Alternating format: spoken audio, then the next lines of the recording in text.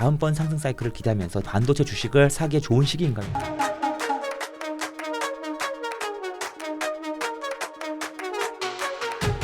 서두르세요. 고정 댓글을 확인하세요. 월간 이선엽 2024년 11월 호가 돌아왔습니다. 어서 오십시오. 예, 안녕하십니까? 벌써 1년 거의 다 가갑니다. 그러네요, 벌써. 11월이 거의 월 말이네요. 저희가 그러게요. 예. 11월 21일에 촬영을 하고 있는데 이사님 못 뵌 사이에 되게 큰 일들이 굵직한 게 너무 많았어요. 너무 한 달 많았죠. 사이에. 예. 미국 대선도 있었고 저 손도 다쳤고. 아이고, 빨리 나오셔야 돼요. 농담인데. 물론 이제 여러 차례 저희도 콘텐츠를 다뤘고 이사님도 여러 말씀을 좀 하신 걸로는 알고 있습니다만 일단은 미국 대선에서 그 전에도 좀 트럼프 가능성 말씀해 주셨었죠. 저는 해리스가 된다고 생각해 본 적은 없어요. 근데 그 이후에 너무나 큰 변화가 나타났죠. 특히 우리 시장에서는 좀 안 좋은 영향을 타격을 너무 많이 받았고 예. 이른바 트럼프 트레이딩이라는 것도 한 차례 크게 한번 왔다 가지 않았습니까? 예. 이게 지금 시점에서 놓고 보면 그러면 이게 트럼프 집권 내내 이어질 것인가? 수혜주 피해주가 명확하게 갈렸었는데 그 흐름은 좀 앞으로 어떻게 봐야 될까요? 일단 큰 틀은 비슷한 것 같은데 저는 트럼프만 보면 안 된다라고 생각을 해요. 그리고 지금 트럼프 트레이딩이 이제 단순 수혜일 거다, 피해일 거다라는 거에 대해서는 사실 저희들도 이 정도는 움직이는 게 맞다라고 생각을 하지만 향후에 우리가 피해주라고 생각했던 기업들이 시간이 지나면서 이 정도 피해는 아닐 수 있겠는데 라는 생각을 많이 가질 수 있을 거라고 생각을 하고요.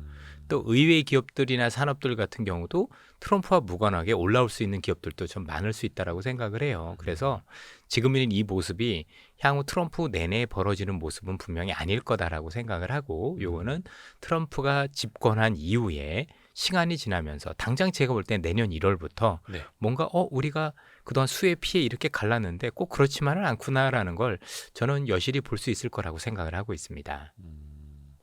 그러니까 약간 피해주가 실제 피해는 그 정도 크지 않을 수도 있겠다. 그 가능성이 높죠. 물론 이제 전체 합을 해보면 트럼프에 대한 정책 자체가 한국을 비롯해서 정확히는 미국을 제외한 모든 국가가 마이너스 요인인 것만은 분명해 보입니다. 당연히 이제 기존의 트럼프의 방식이 다른 사람하고 달랐던 중에 하나가 결국 미국이 굉장히 좋게 만드는 건데 그 미국이 좋게 만드는 만큼 미국이 좋아지는 만큼 다른 나라는 그만큼 뭔가 안 좋아지는 게 지금 있는 거고 요걸 이제 보통 제로섬 게임이라고 하잖아요. 그런 부분들이 있으니 이 자체가 우리한테 크게 좋은가? 그렇지 않겠구나라는 데 대해서는 이견이 없는데 문제는 그건 트럼프라는 사람의 트레이딩만 봤을 때 그런 거고 요거 말고도 전체 경제가 좋아지는 부분이나 여러 가지들이 있기 때문에 그런 점들은 상쇄할 가능성이 높지 않을까라고 보고 있는 거죠. 그래요. 그러면은 일단은 뭐 2차 전지가 됐든 업종별로는 잠시 후에 또 하나 여쭤볼게요. 그러면 일단은 전반적으로 크게 봤을 때 가장 크게 예고된 게 보편 관세잖아요. 거의 10에서 20% 정도는 깔고 가겠다. 이거는 실현 가능성은 있을까요? 어떻게 보세요? 하려고 하겠죠. 그러나 먼저 우선 정책으로 쓸 건 아니에요.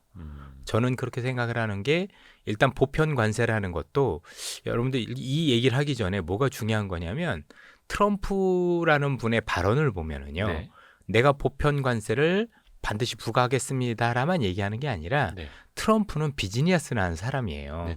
비즈니스를 하다 보니까 반드시 앞에 조건이 붙어요. 무조건 하겠습니다가 아니라 이런 조건이 충족되면 안 할 수도 있다라는 얘기들이 많이 나오고 있어요. 예를 들어서 최근에 트럼프가 어떤 발언을 했냐면 멕시코에 대해서 200% 관세 매기겠습니다라고 얘기를 했는데 전제 조건이 뭐였냐면 당신들이 미국으로는 불법 이민자를 막지 않으면이에요. 라고 얘기하면 있어요.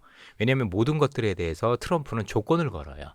그래서 이 조건이 충족되면 내가 얘기한 걸 전부 다 하지 않을 수도 있다라는 게 트럼프 방식이기 때문에 그래서도 앞서 말씀드린 것처럼 현재 트럼프 피해라고 얘기하는 건 오로지 트럼프는 아무 생각도 않고 그 정책을 그대로 했을 때 나타나는 현상인데 트럼프는 본인이 얘기한 모든 정책은 전부 다 협상 가능한 정책이기 때문에 그 협상 여부에 따라서 이게 실현이 될 수도 있고 아니면 그 정도가 완화될 수도 있다라는 거죠. 근데 지금 시장에서는 그게 모두 다 될 거라는 걸 반영을 해서 하락을 한 거니까 실제 되었을 때는 오히려 지금보다는 훨씬 더 좋아질 가능성이 높다라고 봐야 돼요.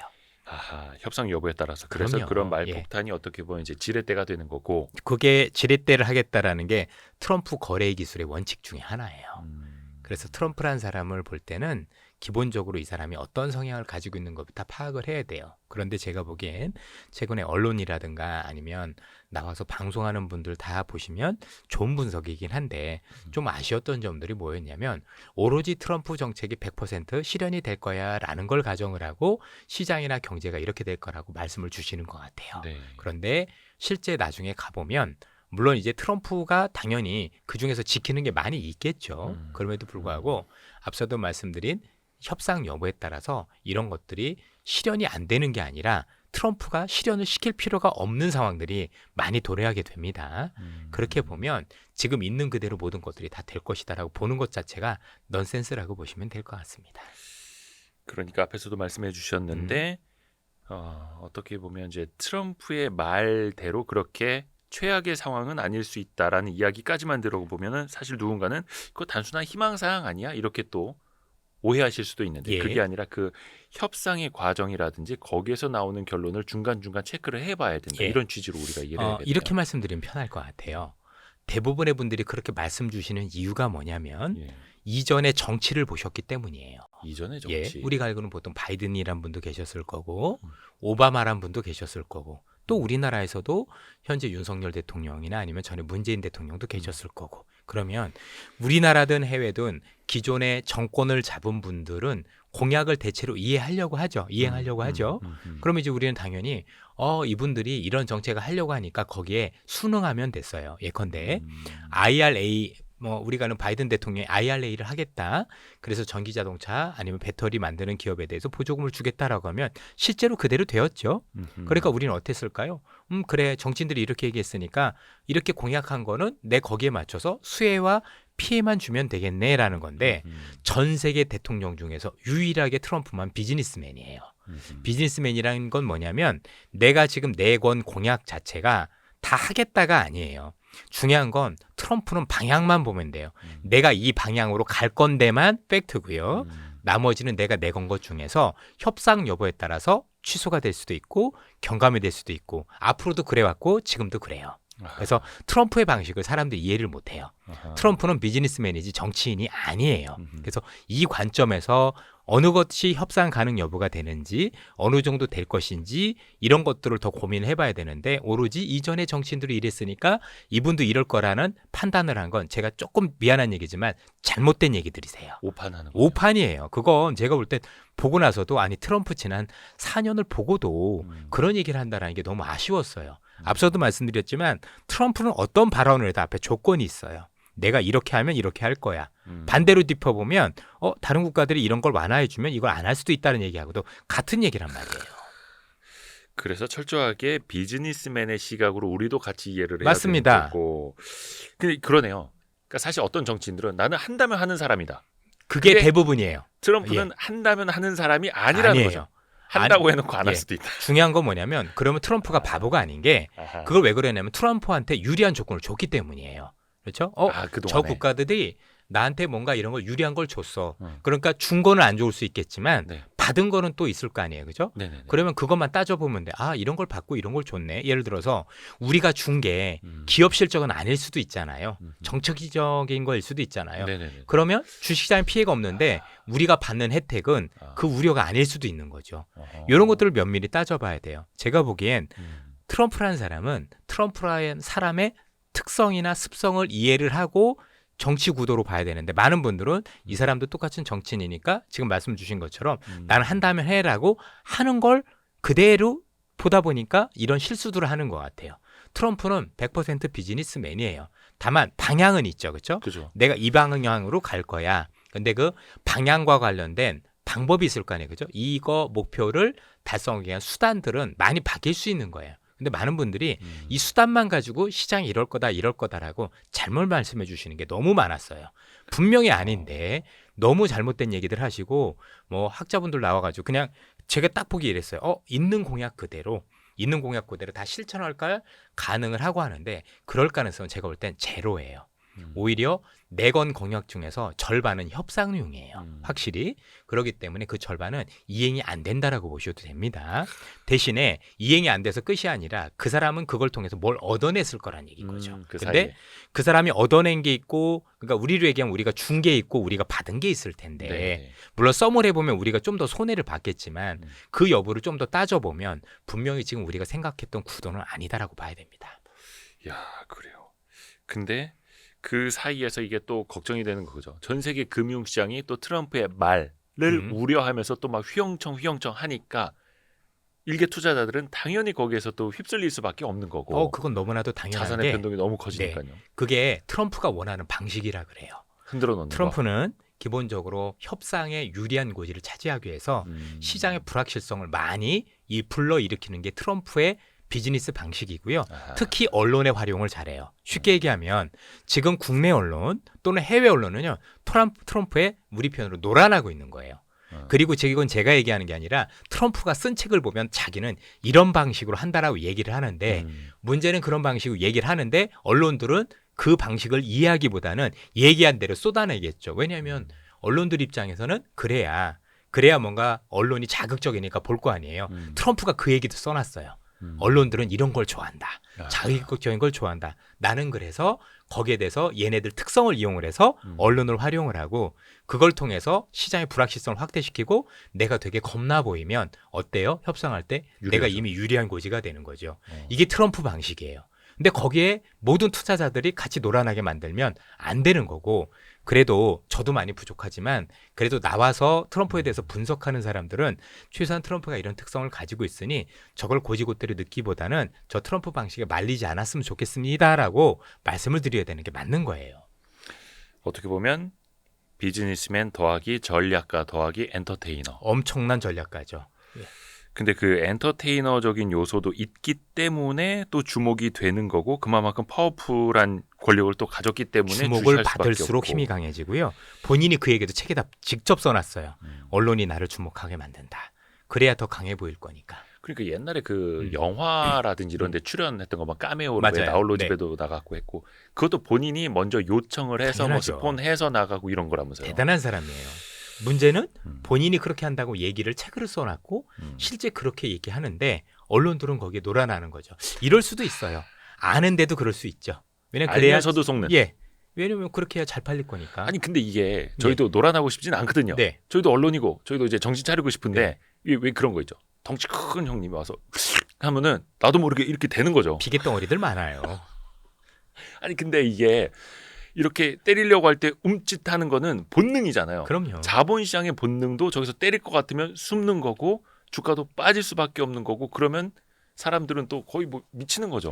그러니까 트럼프는 진짜 크다기보다는 커 보이려고 노력을 하는 거죠. 예. 그래서 우리는 실제 이 많은 사람인데 이 많은 사람이라고 착각을 하면서 더 긴장을 하는 거예요. 그러게. 그러면 일단은 이 사람에 대해서 파악을 하고 알아야 대응을 또 하는. 그게 더 중요하고요. 예. 그게 더 중요하고 트럼프의 공약은 그렇게 썩 중요하지 않아요. 트럼프의 공약이 썩 중요하지 않다고요? 방향이 중요한 거지. 방향이 중요하다. 트럼프가 이루고자 하는 세상이 뭔지만 보면 되는 거지 그 공약들이 지켜지지 않을 가능성이 높다라고 말씀드렸잖아요. 네네. 그 공약들 보면 글로벌 역사상 전 세계 대통령 중에서 유일하게 공약이 앞뒤가 안 맞아요. 근데 어찌됐든 간에 그레이트 아메리카를 만들기 위한 게 목적이고 그것만 보시면 된다고요. 그러니까 이 수단은 말한 것과 달라지더라도 이 목적만 달성하면 달성되면 된다라는 되는 거예요. 건데. 예를 들어서 설명드려 볼까요? 네. 지금 트럼프가 한 공약대로 하면 우리는 시장에서 어떻게 이해하고 있죠? 야, 달러가 강세로 갈 거야. 네. 미국 금리가 많이 오를 거야. 이런 얘기를 하잖아요. 예. 그럼 생각을 해보세요. 여기서 달러가 강세면 트럼프가 원하는 제조업이 될까요? 불가능해요. 왜냐하면 관세 올려도 의미가 없는 게 관세 올린 거보다 내가 내 나라에서면은 우리 원화가 약세면 그냥 수출하는 게 낫지 않나요? 그렇죠, 그렇죠. 왜 이런 생각들 아무도 안 해요? 그러면 트럼프가 얘기한 정책은 실현이 될 수가 없어요. 이 10% 관세 올렸어. 근데 그것 때문에 달러가 강세야. 그럼 10% 원화가 약세면 이 나라에 있는 게 낫지 뭘 굳이 공장까지 지어서 가요. 앞뒤가 안 맞는다는 생각 안 드십니까? 트럼프는요. 달러가 약세로 가야 본인이 얘기한 걸 지킬 수 있는 거예요. 그렇죠. 그러니까 사람들이 전부 다 잘못 얘기하고 있다고요.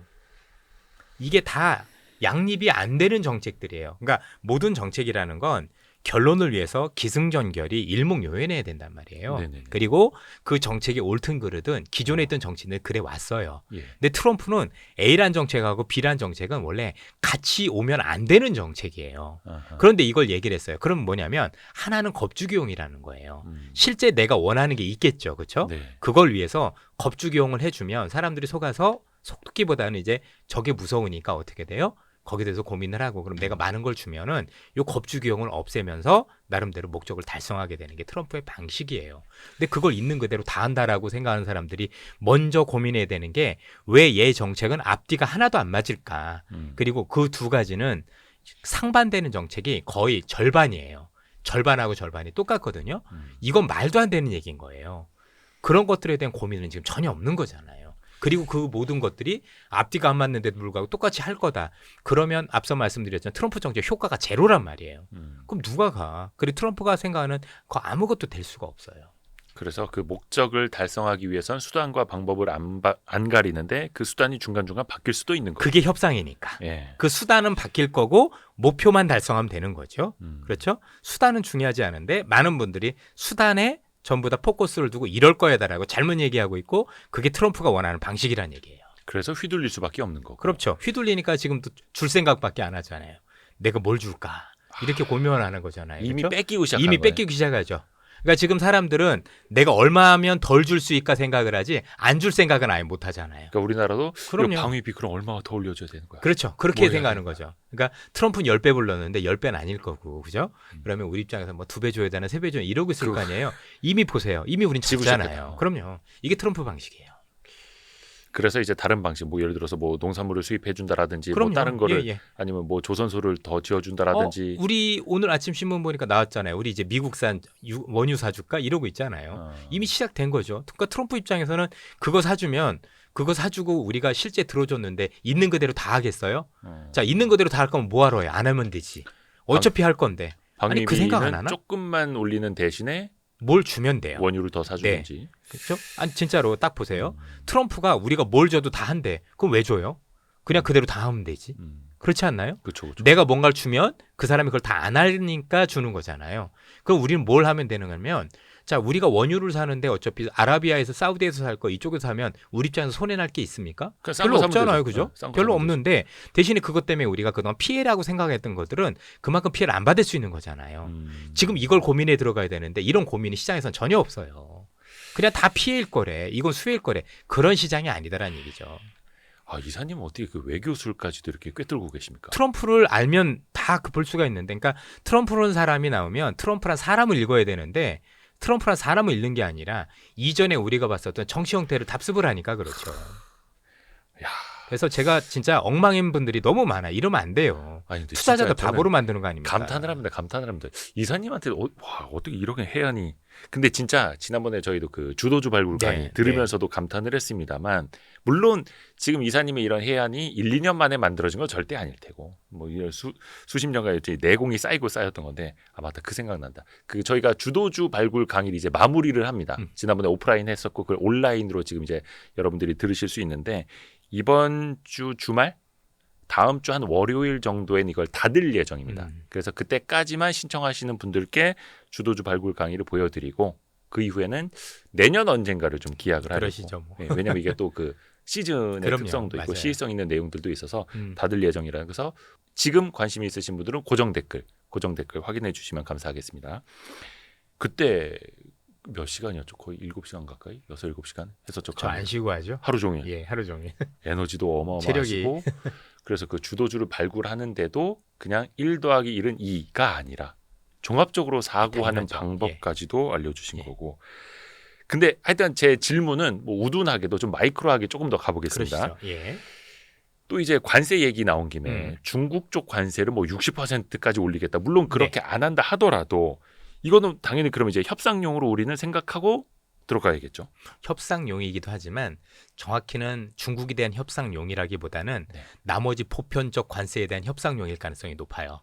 사실 중국의 60% 관세가 무서우냐 보편적 관세가 무서우냐 하면 보편적 관세가 더 무섭거든요. 우리 입장에서 전 세계 입장에서 전 다. 세계에서 예. 전 세계. 왜냐하면 이제 중국의 특정 국가를 먹이는 것과 모든 국가에 먹이는 거는 확실히 다르단 말이에요. 예. 그러면 60% 관세를 통해서 중국이 어느 정도 협상에서 밀리는 모습이 많이 보이고 중국이 많이 퍼주면 나머지 국가들은 그 10% 20% 협상에서 이걸 볼 거 아니에요. 네. 야, 얘들 봐봐. 중국도 저만큼 줬네라고 하면 어떻게 될까요? 10% 20% 먹이기 전에 먼저 자진납세 엄청나게 하겠죠. 자신납세. 그 보이시죠? 그런 효과가. 예. 그렇죠? 그 효과용이에요. 음. 그래서 중국에 대해서 어떻게 60%를 먹여서 할 것인지에 대한 고민을 해야 되는데 많은 분들이 생각하시는 것보다 전 세계 특히 미국에 미치는 영향은 60% 중국 관세가 더 부정적인 효과가 적어요. 그래서 먼저 하는 거는 중국에 대한 관세를 부과하는 걸 시작을 하고 요걸 통해서 유의미하게 내가 이렇게 무서운 거 봤어 안 봤어? 그리고 중국이 이렇게 나한테 주는 거 너희들도 봤지?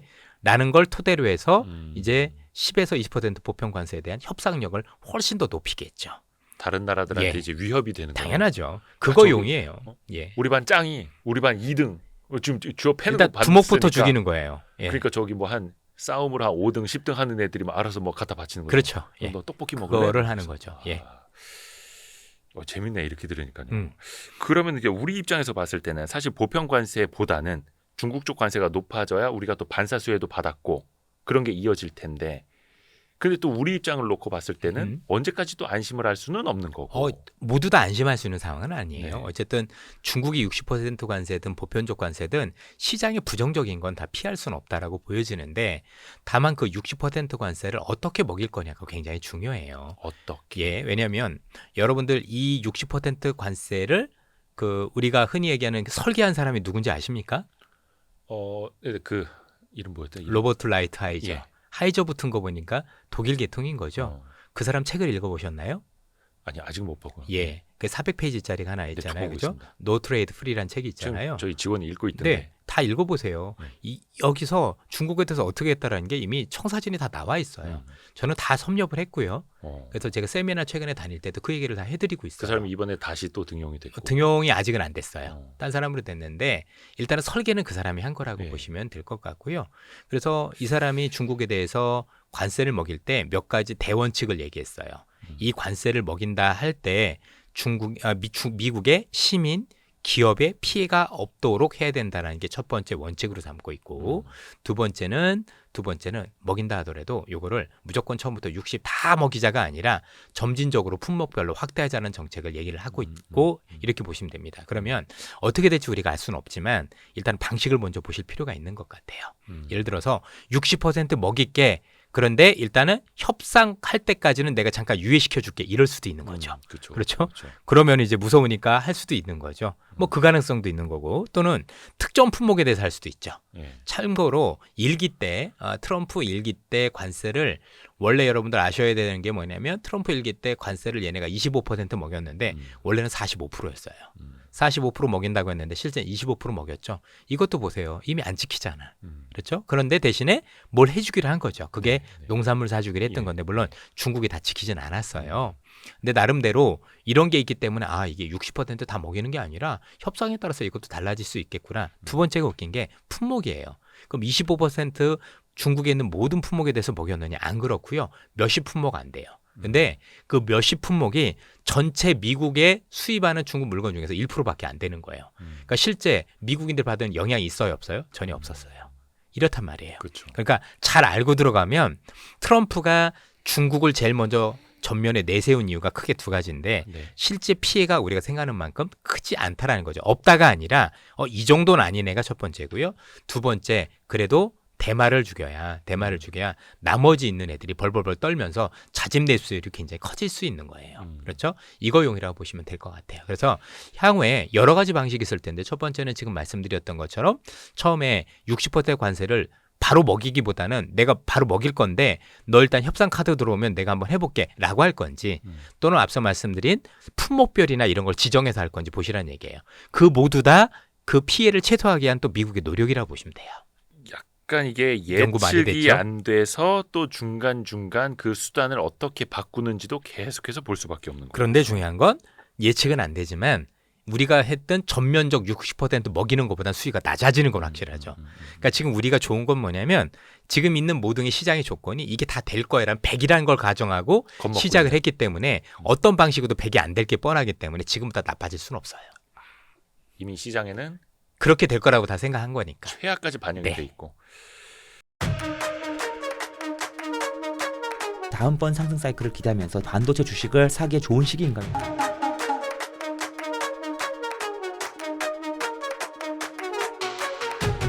서두르세요. 고정 댓글을 확인하세요.